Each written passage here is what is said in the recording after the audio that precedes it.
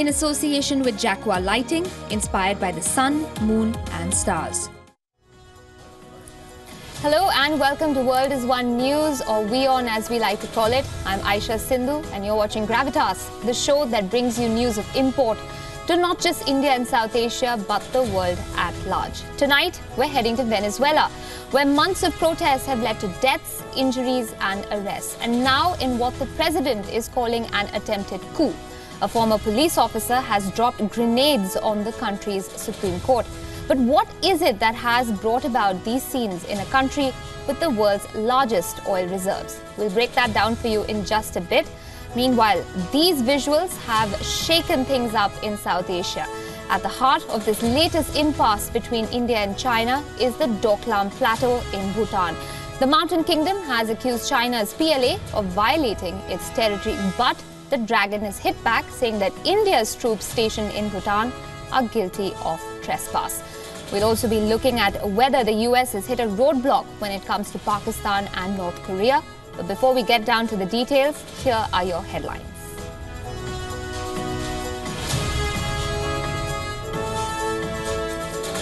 Iraq seizes the ruins of the Grand Mosque from ISIS, declares that the fictitious caliphate has fallen.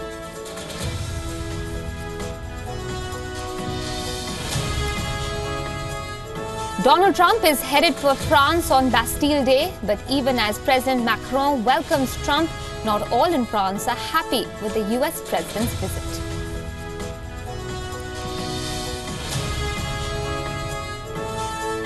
And Qatar's National Human Rights Committee says they will hire a Swiss law firm to seek compensation for citizens affected due to the embargo.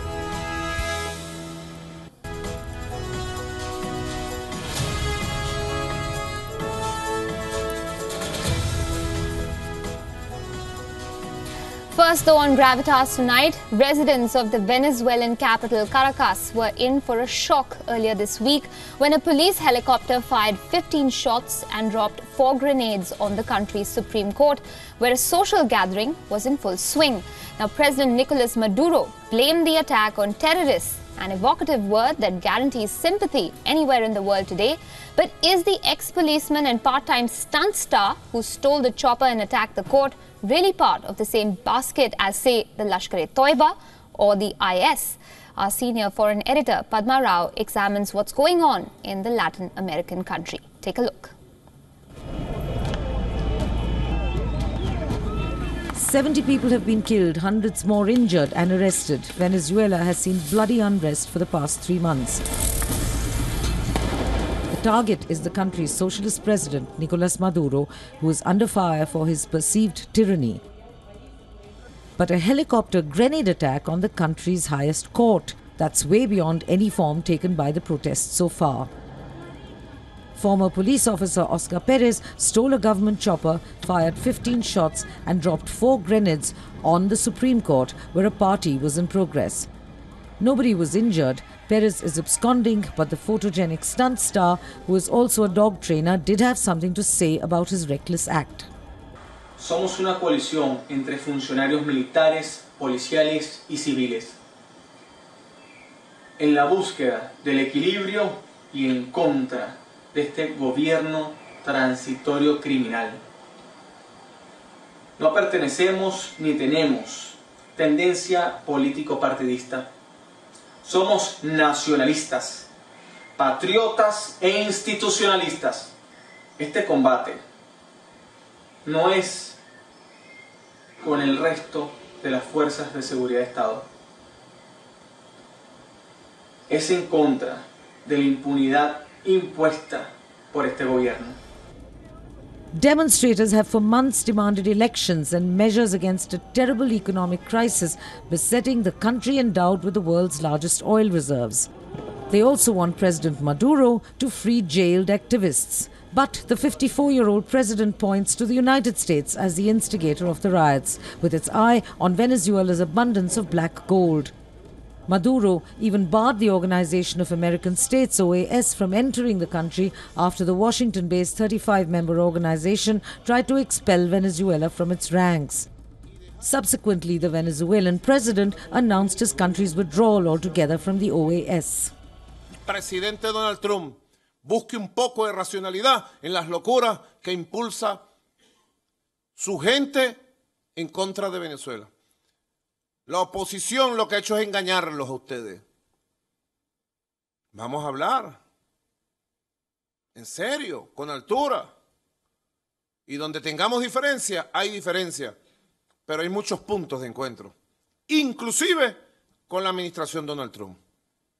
Y superar este tiempo oscuro y que usted, presidente Donald Trump, no sea recordado como un fracaso más, como fracasó George Bush, como fracasó Barack Obama. Venezuela is broke and fighting a staggering inflation of 149%. The fight is between Chavistas, those who support the socialist policies of the late President Hugo Chavez, and his successor, the current President Maduro. The two men are credited with effectively marketing Venezuela's oil to bring down poverty, but demonstrators want their United Socialist Party out of office after an uninterrupted rule of 18 years. Falling oil prices affected Venezuela's oil boom, and social welfare schemes had to be curtailed due to the setback from the sale of the oil, which accounts for 96% of Venezuela's income. And that's got thousands of Venezuelans up in arms. Will the helicopter attack now attract a strong military response from Maduro's regime? Time will tell, for neither coups nor civil wars are alien, neither to Latin America nor to Venezuela. Padma, WION. To make sense of the situation, joining me in the studio tonight is Venezuela's ambassador to India, Augusto Montiel. Good evening, sir. Thanks very much, first of all, for joining us here at WION. Ambassador, if I can just ask you, first up, is the situation in the country as bad as it appears in the visuals and images that we just showed our viewers? The visuals there only happen in 7 municipalities in Venezuela. There are 335 municipalities. These municipalities where these situations occur are governed by violent opposition parties. In Caracas there are 4, 2 in the western part of Venezuela, 1 in the center-western part of Venezuela, and 1 only 1.5 hours away from Caracas. This, as I said, only happens in 7 municipalities, and these municipalities are governed by opposition parties. In Venezuela, in every municipality there is a police force. All right. And they use their police precisely to, let's say, put all the conditions so that these things can happen.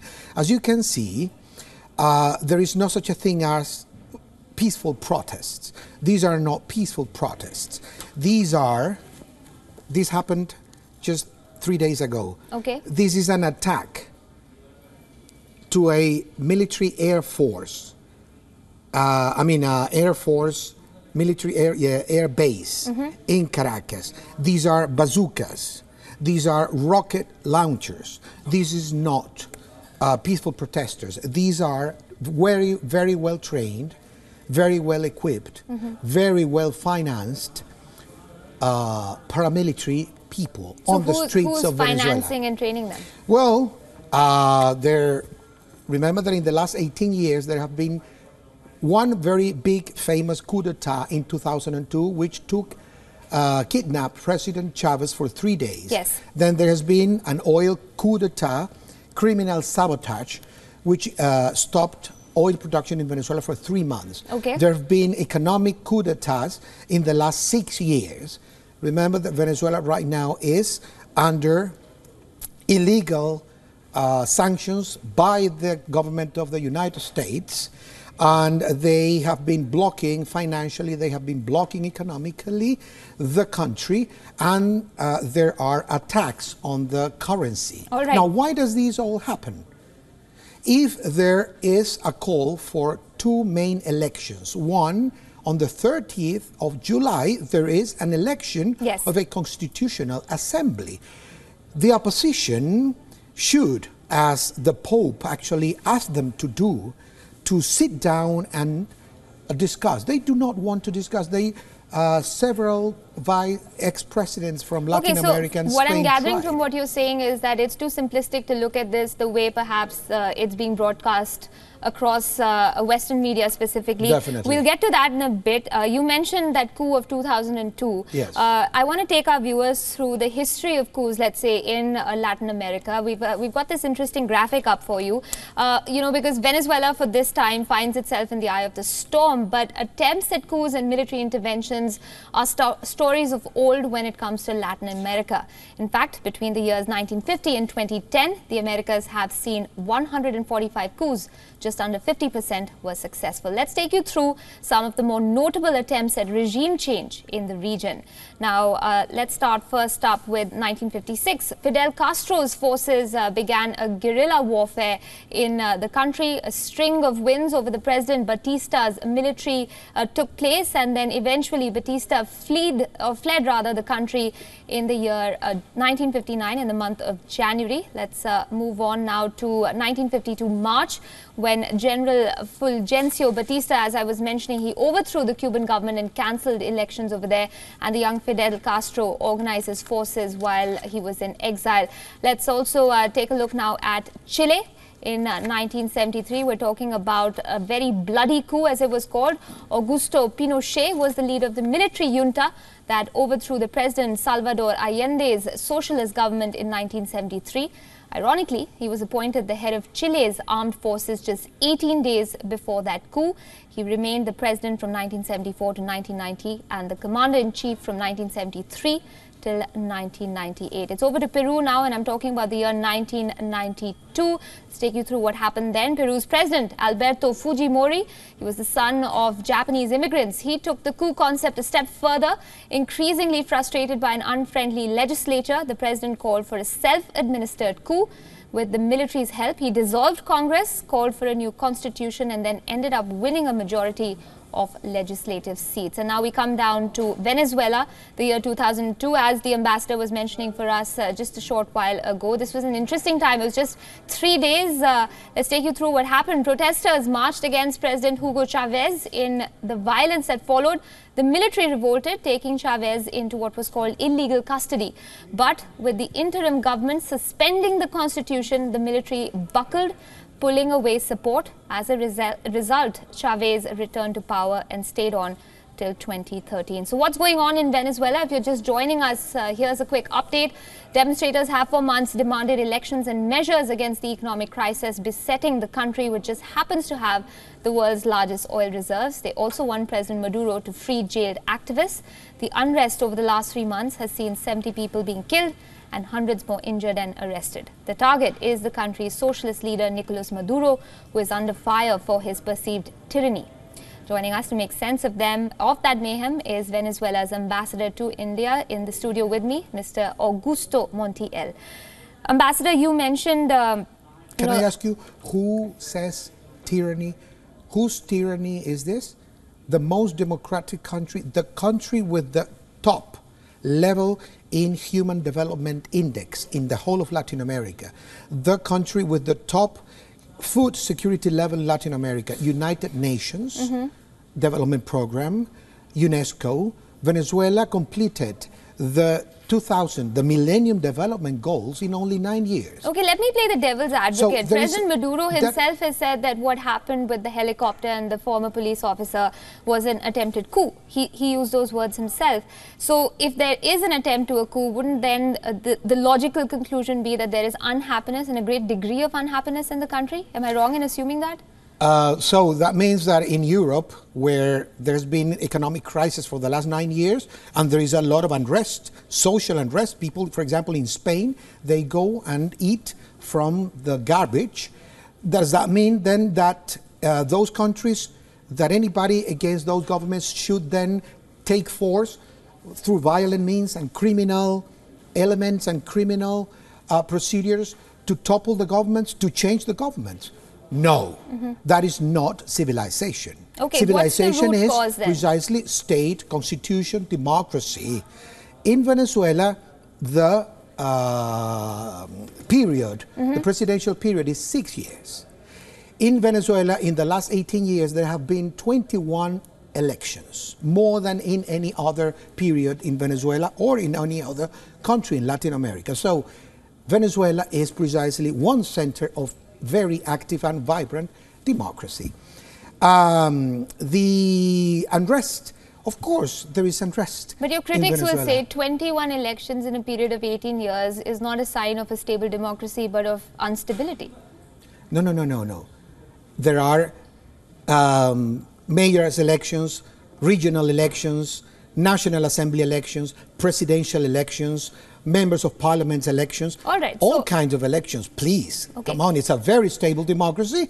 And the point is this, opposition, by the way, to answer your question, opposition won the majority at National Assembly in December 2015. Who can possibly, in a good state of mind, say that in Venezuela there is no democracy or there is no elections? The opposition won the majority at the National Assembly, even when the government is in the hands of President Maduro. So different parties, different political positions, and they won majority. So where is there no democracy? Okay, so if you had to situate the current situation in terms of what the root cause is, what do you think it is? Oil.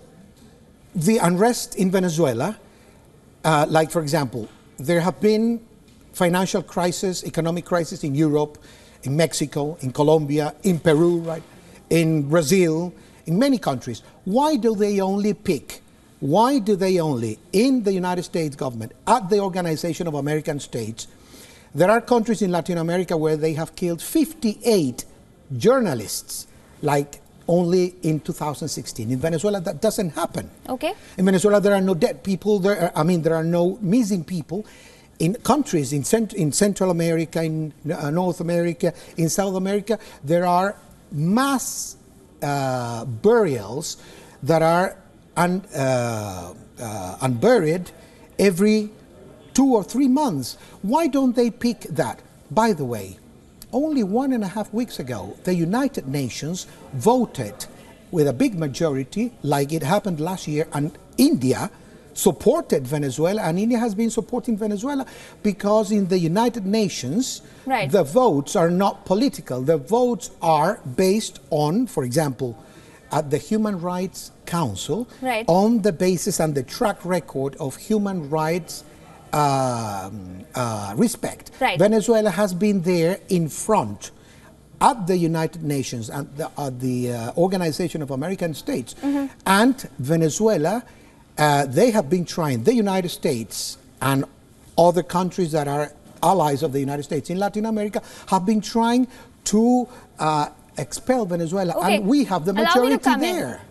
You touched upon something at the start of our conversation, and that was not just about how the West is perceiving what's going on in Venezuela, but also the way it's being covered. And we've got a story. Why doesn't the United States respect the sovereignty and the principle of the United Nations that there must not be external intervention in countries? All right, so that is what they are doing in Venezuela. Mine, but let's take our viewers through that story that I was talking about, because from Hong Kong to the United States to Venezuela, protests are the order of the day, or it would appear. Now, while China's President Xi Jinping's Hong Kong visit invited a handful of protesters on the streets, the global coverage it received baffled many observers. Similarly, Venezuela's ambassador, as he's been telling us, believes that the media amplifies the intensity of protests in his country. Why exactly?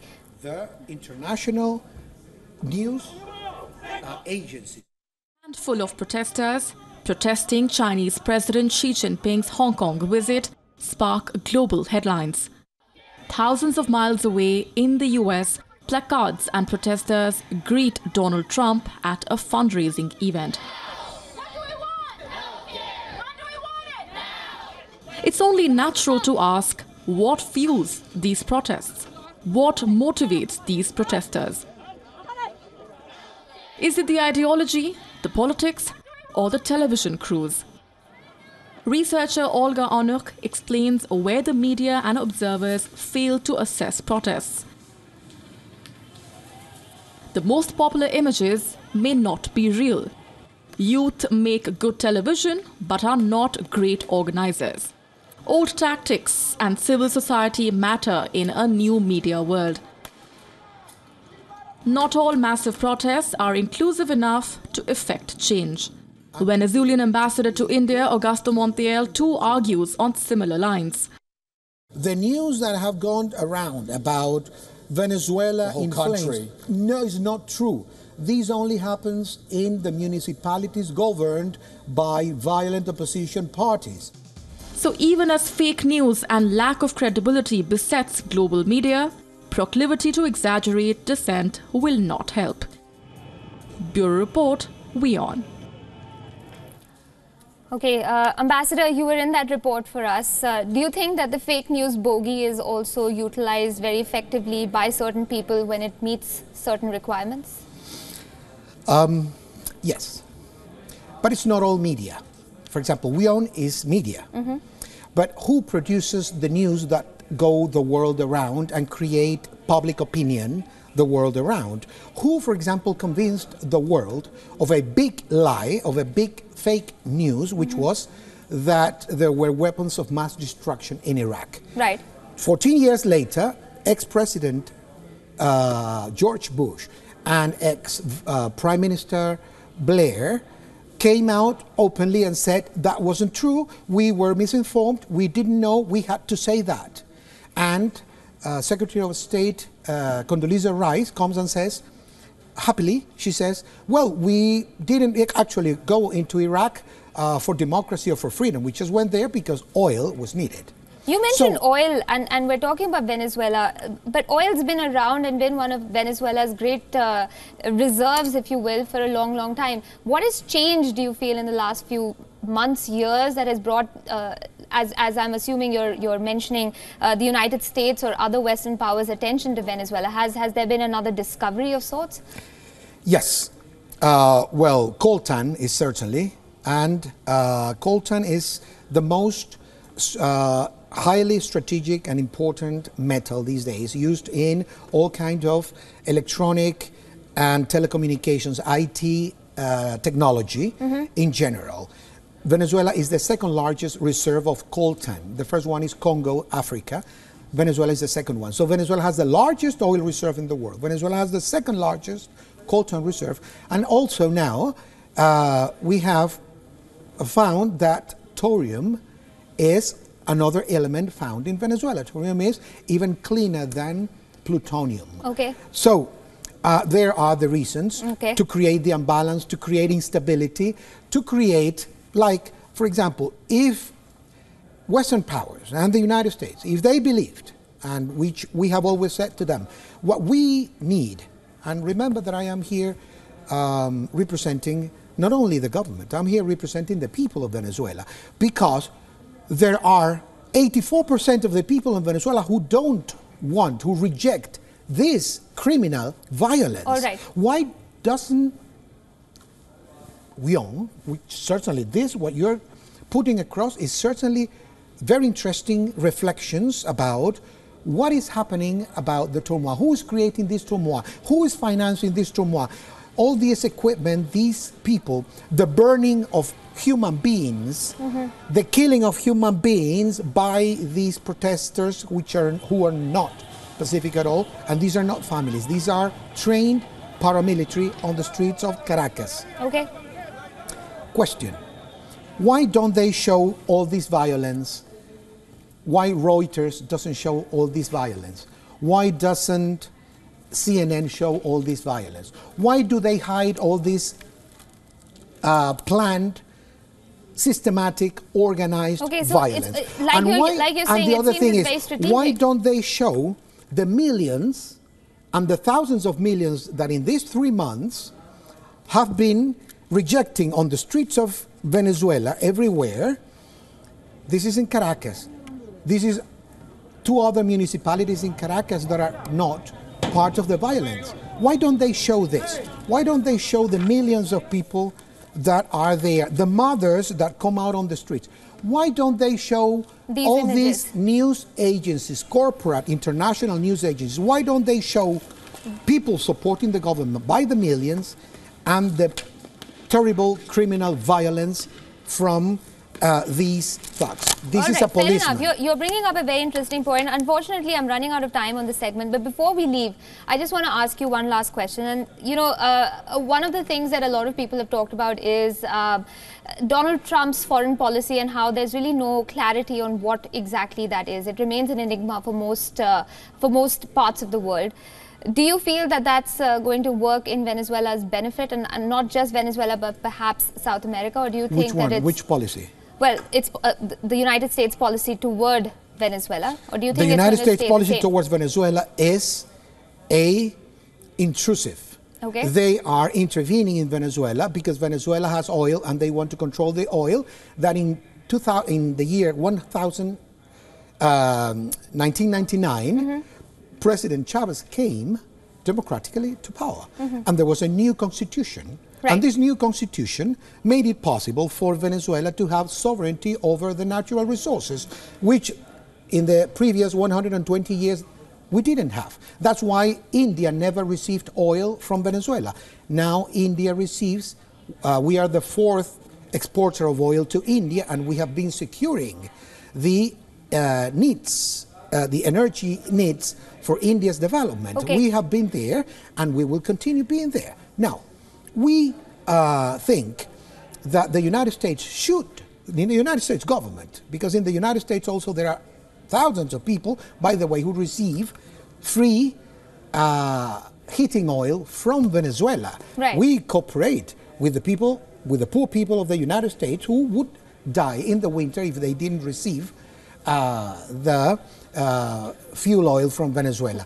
So what we want them to do is to respect sovereignty in Venezuela. Fair enough, and I think that is a demand that many countries have of the United States. I'm going to have to cut our conversation short, Ambassador, but I appreciate you joining us and giving your perspective to us. I think it's very important, as you mentioned, for the media to look at both sides of the story. Thanks for being here with us on the broadcast. Thank you for having me here.